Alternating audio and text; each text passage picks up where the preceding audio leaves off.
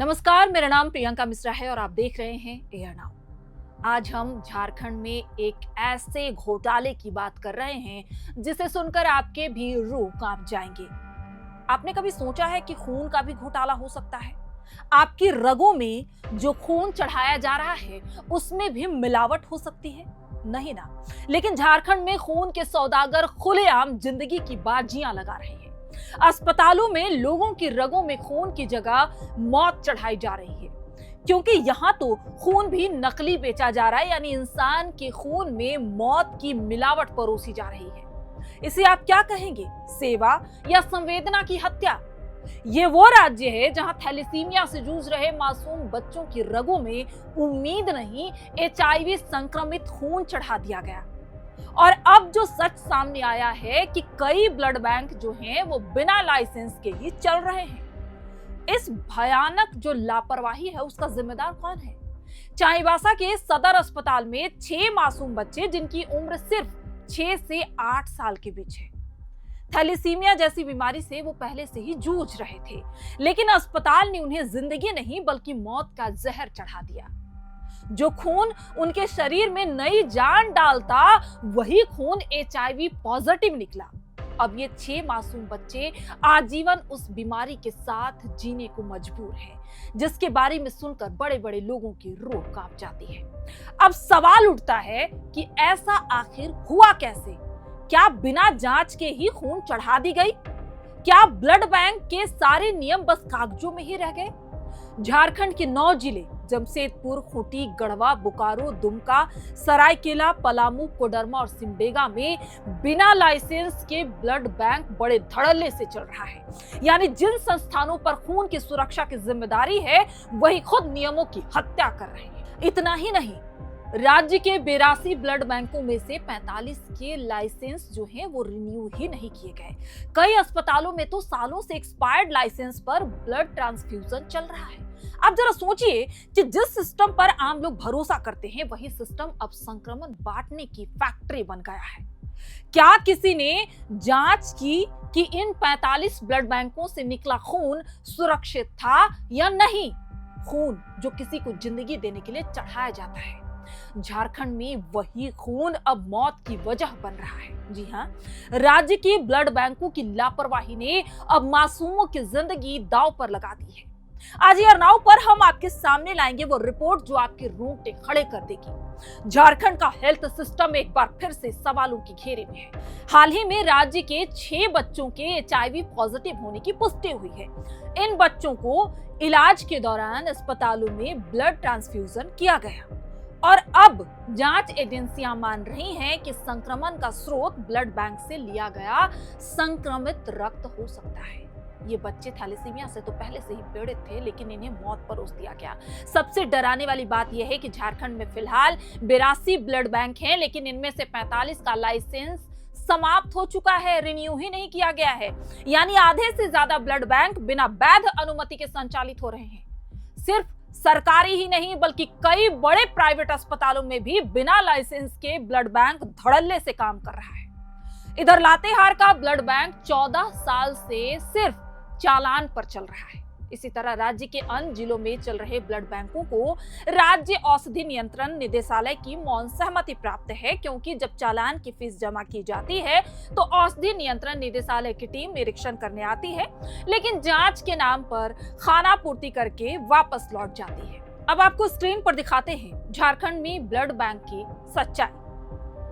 कुल blood bank 82, बिना licence 45, सरकारी ब्लड बैंक 14, रिन्यूअल लंबित 20 से ज्यादा। एचआईवी केस सामने आए 6।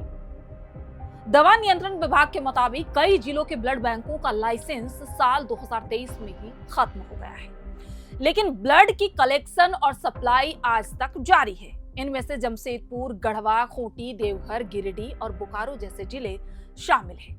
कुछ अस्पतालों ने लाइसेंस रिन्यूअल के लिए आवेदन दिया, लेकिन ब्यूरोक्रेटिक देरी और हेल्थ डिपार्टमेंट की सुस्ती के चलते प्रक्रिया अटकी हुई है, फाइलों में है।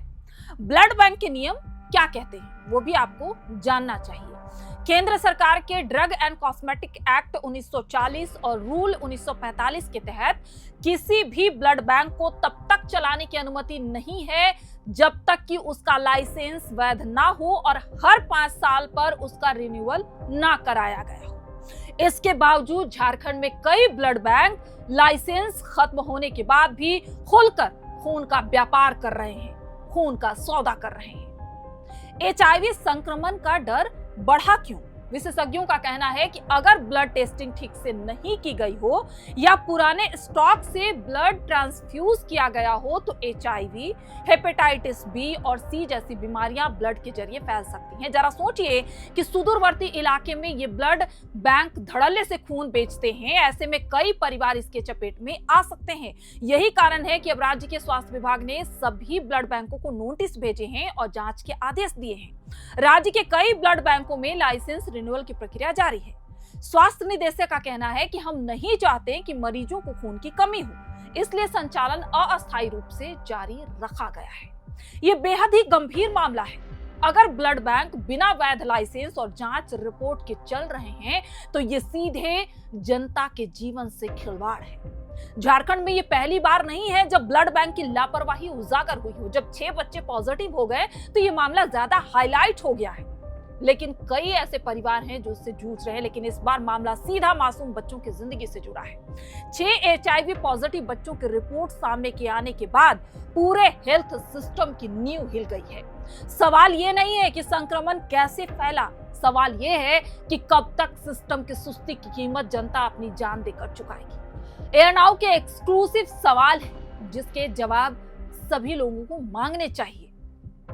क्या सरकार बताएगी कि बिना लाइसेंस ब्लड बैंक कैसे चल रहे हैं?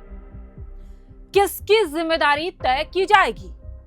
और क्या 6 बच्चों की जिंदगी की कीमत सिर्फ जांच के आदेश तक सीमित है? खून जो किसी को नई जिंदगी देता है, वही अब झारखंड में जिंदगी छीन रहा है। 6 मासूम बच्चे HIV पॉजिटिव हो गए। ये सिर्फ आंकड़ा नहीं है, ये हमारे सिस्टम की सबसे बड़ी नाकामी का सबूत है।